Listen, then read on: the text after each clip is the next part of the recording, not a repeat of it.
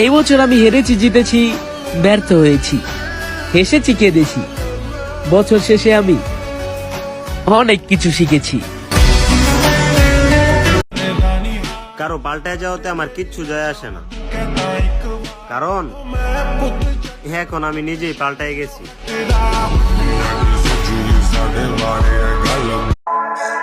প্রতিশোধ নয়, একটা সুন্দর পরিবর্তন নিয়ে দেখা হবে ইনশাআল্লাহ।